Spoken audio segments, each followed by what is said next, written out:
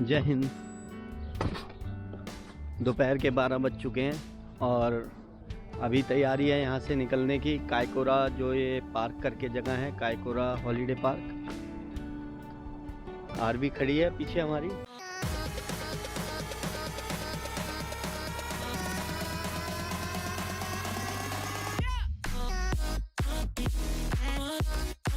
ये जो पार्क्स हैं यहाँ सारा ये आरवी का जो सिस्टम है वो लगा होता है। लाइक के इलेक्ट्रिसिटी का जो पॉइंट है ये है, इलेक्ट्रिसिटी से इससे वायर से प्लग हो जाता है आपकी आरवी में और आप रात को पूरा यूज़ कर सकते हैं इलेक्ट्रिसिटी को। अंदर फिर वो बैटरी या डीजल आपको खर्च करने की ज़रूरत नहीं होती। उसके अलावा इस पार्क में रूम्स वगैरह भी बने हुए हैं होटल टाइप के। अगर कोई आरवी में नहीं आता या अपनी छोटी कार लेके आता है तो वो यहाँ पर रुक सकता है। कायकोरा एक छोटा सा टाउन है। ये वेल वॉचिंग के लिए बहुत फेमस है वर्ल्ड में। अभी चल के देखेंगे टाउन को भी। फ़िलहाल इसको पार्क को देख लेते हैं और जो इसमें पानी वगैरह का जो भी सिस्टम होता है आरवी में वो सब यहाँ इन स्टॉप्स पे मिल जाता है। बारबेक्यू के लिए इन्होंने यहाँ बना रखा है स्टॉप्स। पीछे किचन भी बना रखी है।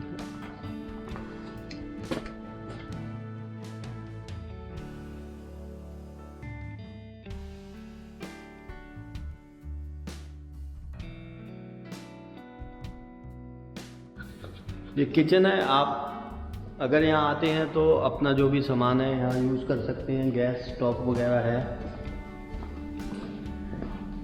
गैस है,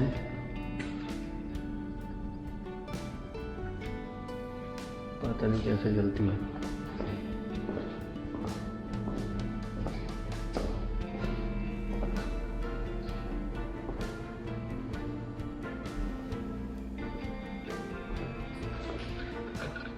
सब कुछ इतना नीट एंड क्लीन छोड़ के जाते हैं लोग यहाँ यूज़ करने के बाद फैसिलिटीज़ को।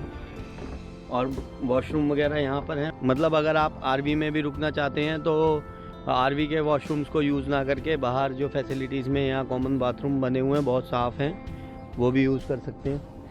खैर अभी चलते हैं टाउन में, देखते हैं न्यूजीलैंड को। यहाँ न्यूजीलैंड में जो एक चीज़ मुझे डिफरेंट लगी मेरे एक्सपीरियंस के हिसाब से वो था सनराइज़। जब मैं दिल्ली में अपने घर उठता हूँ तो मेरे को जिस भी साइड में सन दिखता है उसके बिल्कुल ऑपोजिट साइड से यहाँ सनराइज़ हुआ। वैसे पूरी दुनिया में सनराइज़ ईस्ट से ही होता है और सनसेट वेस्ट में ही होता है, लेकिन आप किस डायरेक्शन में आपको सनराइज़ कहाँ दिख रहा है वो थोड़ा सा अलग हो जाता है। खैर ज़्यादा इन चक्करों में ना पड़े तो मोटा मोटा ये है कि जिस भी साइड से मुझे सन दिखता था मेरे घर से वो बिल्कुल अपोजिट डायरेक्शन में निकलता दिखा। थोड़ा अलग एक्सपीरियंस था, अच्छा लगा देख के। और पीछे जो यहाँ उसके पीछे जो सीनरी थी वो बहुत ब्यूटीफुल थी। सुबह उठने के बाद जब दिखी, पीछे माउंटेन्स पे सारी बर्फ़ है, इसीलिए रात को ठंड ज़्यादा थी। 6 डिग्री तक टेम्परेचर चला गया था। अभी जो टेम्परेचर है वो 13 डिग्री है यहाँ पर कायकोरा में। आगे वेलिंगटन में या ऑकलैंड में क्या टेम्परेचर होगा वो आप देखते रहेंगे। ये कायकोरा जो जगह है ये वेल वॉचिंग के लिए बहुत फेमस है। तो यहाँ लोग जो भी हैं वेल वॉच के लिए आते हैं। जिनको शौक़ हो, आप में से कोई फ़िशिंग का या वेल वॉचिंग का, डॉल्फिन्स का, किसी भी चीज़ का शौक़ हो तो आप कायकोरा के लिए टाइम निकाल के आएँ। ठीक है, अब चल के टाउन को देखेंगे। इतने इसको पार्क को थोड़ा सा नज़र मार लेते हैं कैसा है।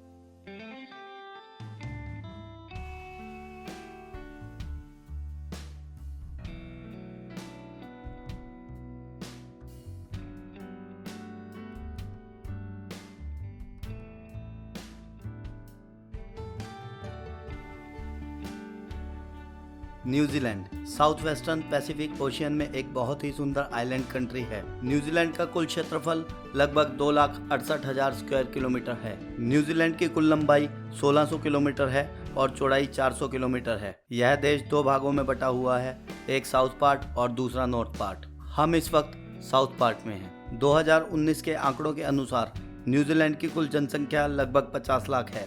यहाँ की करेंसी न्यूजीलैंड डॉलर है। एक न्यूजीलैंड डॉलर इंडियन 46 रुपए के बराबर है। न्यूजीलैंड की कैपिटल वेलिंगटन है और यहाँ का सबसे बड़ा शहर ऑकलैंड है। न्यूजीलैंड का कंट्री कोड +64 है। न्यूजीलैंड की आधिकारिक भाषा इंग्लिश और माओरी है। माओरी न्यूजीलैंड के मूल निवासियों की भाषा है।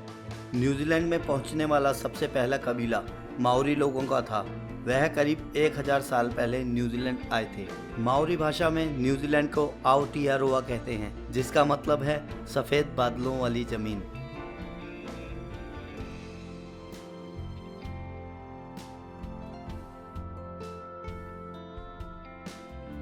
सन 1642 में नीदरलैंड्स के रहने वाले एबल टैस्मैन इस देश को देखने वाले पहले यूरोपियन थे और नीदरलैंड्स के जीलैंड नामक स्थान के नाम पर उन्होंने इस देश को पहले न्यूजीलैंड का नाम दिया। लेकिन वास्तव में न्यूजीलैंड की धरती पर कदम रखने वाले पहले European British navigator captain James cook थे, जिन्होंने 6 अक्टूबर 1769 में न्यूजीलैंड की धरती पर कदम रखा और न्यूजीलैंड का वास्तविक नक्शा तैयार किया।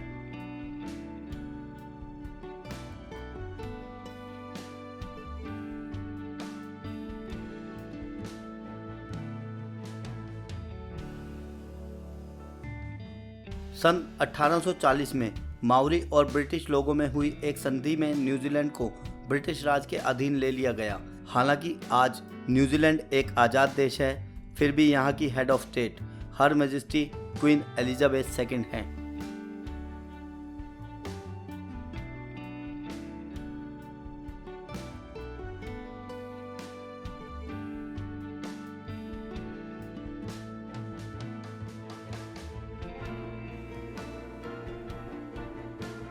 पूछ ले कैसे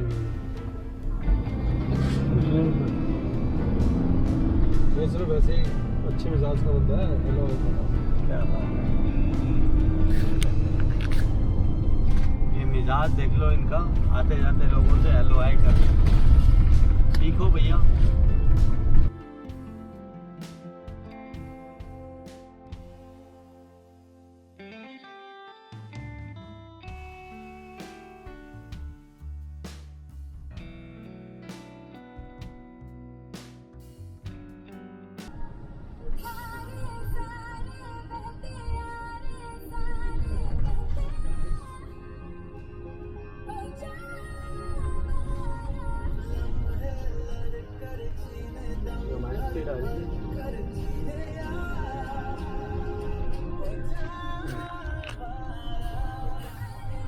ये हमारी आरवी की स्पीड को शो कर रहे थे।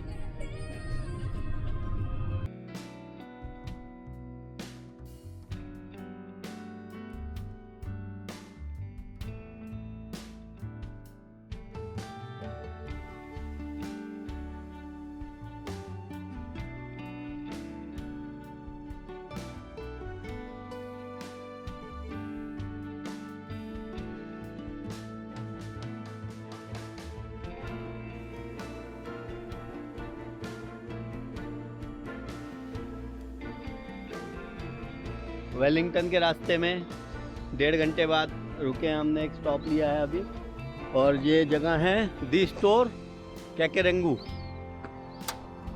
1994 की दिखा रहा है एस्टेब्लिशमेंट इसकी।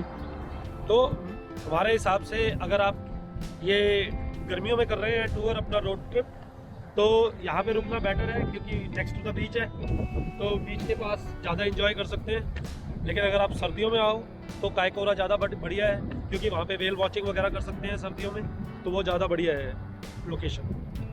ये खाली है, वहाँ पर टाउन था, कायकोरा टाउन अच्छा था।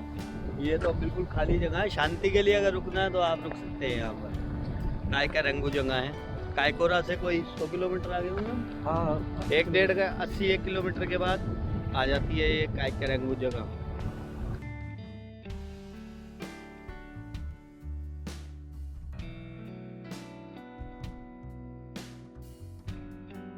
बहुत ही शांत जगह है ये। न्यूजीलैंड के जो ये रास्ता है वेलिंगटन की तरफ जा रहा है क्राइस्टचर्च से। बहुत अच्छे व्यूज़ हैं, बहुत ही शांत है। अभी कायकेरेंगू करके जो ये स्टोर है, इसमें रेस्टोरेंट है, ये भी खाली सा ही पड़ा है। कुछ ही लोग हैं अंदर जो टूरिस्ट ही हैं I think.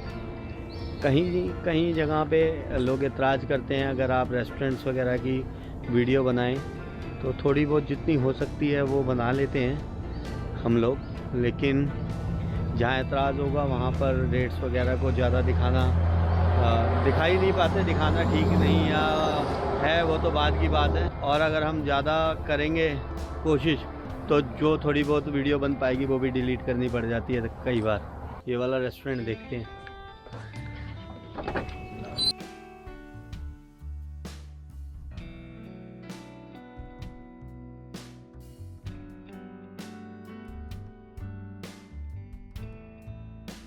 Coffee 2 cappuccino.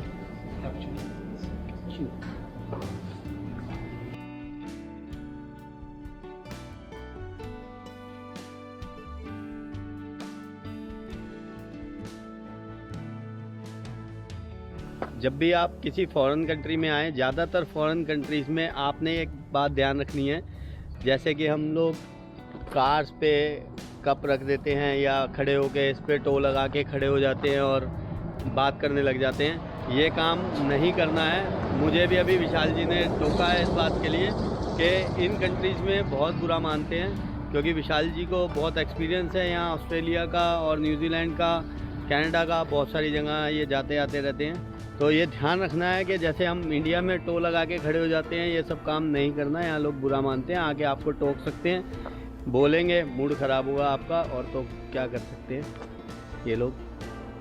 Cheers.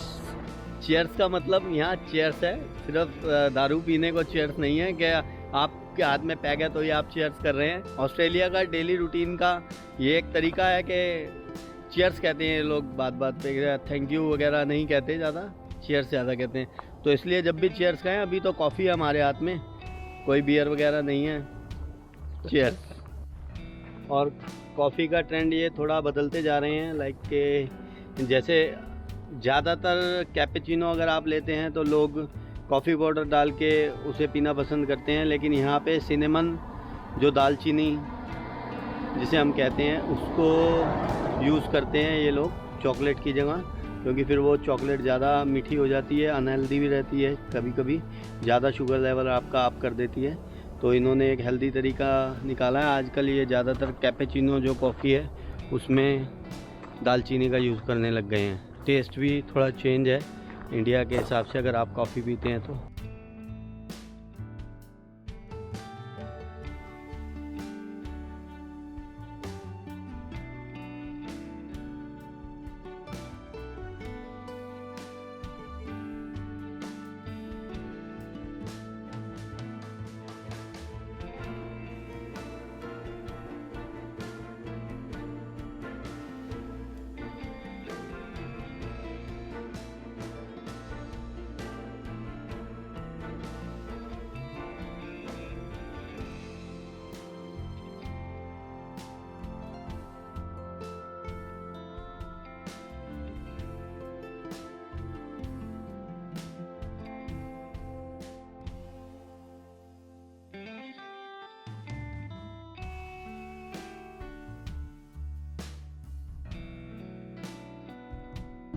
हर जगह जहाँ भी ये ट्रैफिक को कंट्रोल करने वाले खड़े हैं, जो कंस्ट्रक्शन वर्क अगर कहीं हो रहा है तो वो आपको इतने प्यार से हंस के हमेशा बाय करेंगे या आपको अच्छे से जेस्चर करते हैं, बहुत बहुत अच्छा लगता है। और पूछा भी हमने एक दो से कि भाई क्यों कर रहे हो आप, देयर एनी सिग्नल, किसी तरह का कोई सिग्नल है? तो उन्होंने कहा नहीं, हम बस पोलाइट रहने के लिए ऐसा कर रहे हैं।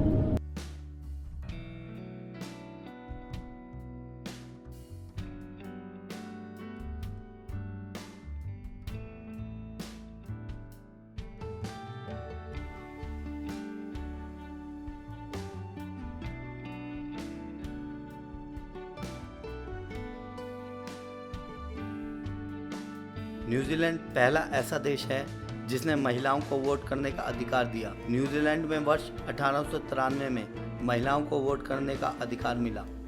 न्यूजीलैंडर्स को कीवी भी कहते हैं। कीवी एक पक्षी का नाम है जो न्यूजीलैंड का राष्ट्रीय पक्षी है। वैसे कीवी एक फल भी होता है। कहते हैं न्यूजीलैंड में इंसानों से ज़्यादा भेड़ें हैं। यहाँ भेड़ों का पालन दूध और ऊन के लिए किया जाता है। न्यूजीलैंड में बहुत से पेड़ और हरियाली होने के बावजूद यहाँ पर एक भी सांप नहीं होता। अगर किसी व्यक्ति को कोई सांप दिखता भी है तो उसको पुलिस में रिपोर्ट करवाना जरूरी है। न्यूजीलैंड दुनिया के सबसे कम भ्रष्टाचार वाले 5 देशों में से एक है। बाकी 4 देश डेनमार्क, स्वीडन, फिनलैंड और नॉर्वे हैं। न्यूजीलैंड में 2 राष्ट्रगान गाए जाते हैं। पहला गॉड सेव द क्वीन और दूसरा गॉड डिफेंड न्यूजीलैंड है। सर एडमंड हिलरी, जो माउंट एवरेस्ट की चोटी पर पहुंचने वाले पहले व्यक्ति थे, वो भी न्यूजीलैंड के नागरिक थे। बंजी जंपिंग की शुरुआत भी न्यूजीलैंड में हुई थी। इंडिया और न्यूजीलैंड के रिश्ते काफ़ी मजबूत हैं। 2 लाख से भी ज़्यादा इंडियंस न्यूजीलैंड में रहते हैं और प्रतिवर्ष हजारों स्टूडेंट्स इंडिया से न्यूजीलैंड में पढ़ाई के लिए जाते हैं। इंडिया और न्यूजीलैंड के बीच व्यापारी रिश्ते भी काफ़ी मजबूत हैं। इंडिया से फार्मास्यूटिकल, मेडिसिन, ज्वेलरी, कपड़ा और मोटर व्हीकल पार्ट्स न्यूजीलैंड में एक्सपोर्ट किए जाते हैं और न्यूजीलैंड से मिनरल फ्यूल, ऊन और फल इंपोर्ट किए जाते हैं।